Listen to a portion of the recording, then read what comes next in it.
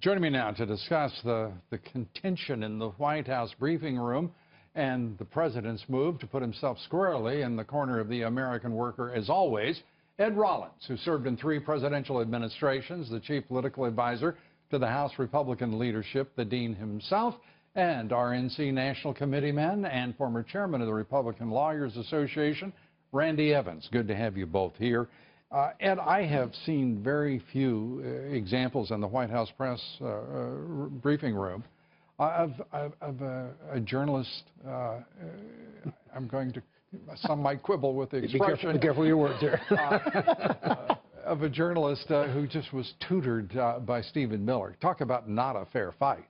Steve Miller is a real true believer. He's an extraordinary talent in the White House. A world-class mind, I think he demonstrated as well. And certainly a world-class debater.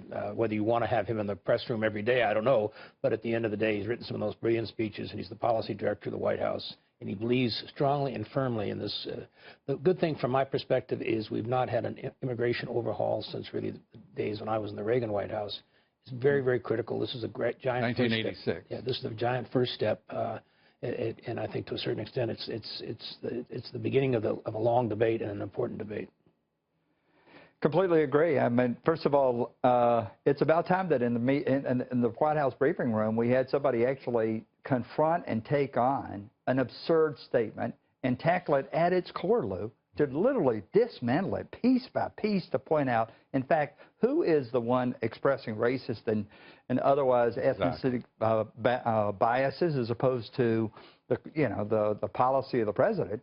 And so I think it really kind of caught them off guard, and it does show that what a difference it can make if we have effective spokespeople in the communications room. Here is the President of the United States and Senators Cotton and Perdue putting forward a plan for rational, merit-based immigration into this country, and the presumption on the part of that reporter in the White House press room, he didn't even understand why the plaque was on the Statue of Liberty, and he can't quote from it, yet he wants to hold it up as some sort of a template for Trump policy.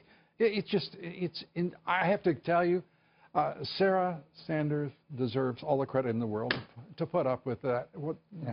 There was a time that room was filled with some of the best journalists working in this craft. Unfortunately, I don't think that can be successfully claimed. That was probably in the Reagan days, too. The issue here, I think, is that it is what the president promised. He already has basically done an extraordinary job of freezing the illegals coming across the border. And now we have to have a very serious discussion of who do we bring here. My grandparents were Irish immigrants. They came here to work. They didn't come here to get welfare. They did work. Italians, everybody else came here to work. And I think to a certain extent, to say you can't come here for welfare, you have to learn the language, you have to be able to have a professional skill, I think is very, very important. There's a very specific disconnect amongst the national left-wing media and the truth. And that is when they intimate or say it straight out that we're a racist country, a nativist country.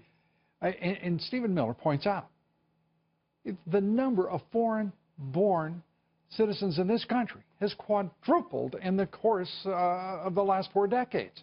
That is remarkable. We're talking about a country, no country can come close. No 2 countries can come close. No 3 countries can come close to us in our welcoming immigration policy and the way in which we have reached out to the world. But history and facts don't matter to the media. I mean, come on, Lou. I mean, they have a message. They have an agenda they want to advance.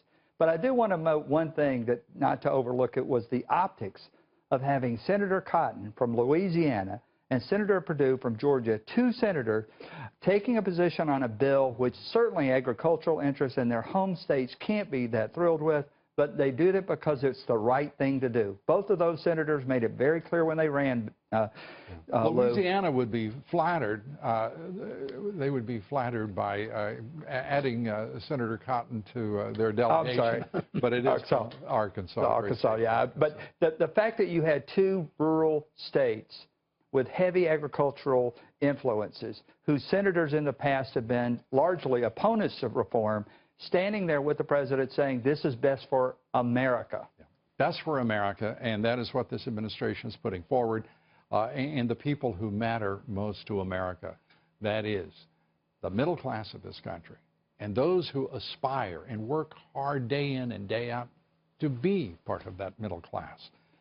Those are the people where the American dream resides, and for whom it is a foundation of this country. We're not eliminating the American dream. We're basically just making it more achievable, and it's more No, Ed, I didn't say it. No, you misunderstood me. I'm just saying they say it. I didn't say you said it. They say it.